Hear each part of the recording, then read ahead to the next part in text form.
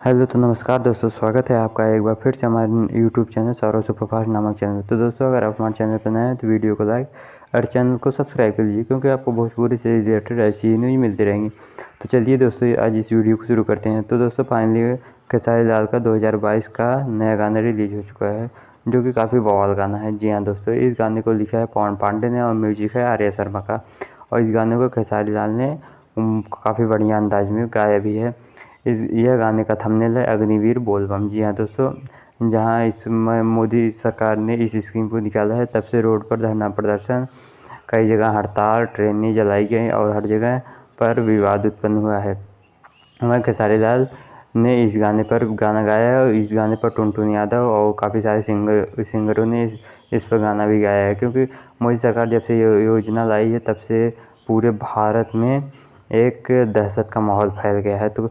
तो मैं आशा करता हूँ कि आप लोग इस गाने को ज़रूर सुने होंगे, क्योंकि यह गाना काफ़ी बढ़िया सॉन्ग है। मुझे आशा नहीं विश्वास है कि इस गाने को आप लोग भी उतना प्यार देंगे जितना कि इससे पहले आप खेसारी लाल के सभी गाने को देते आएंगे।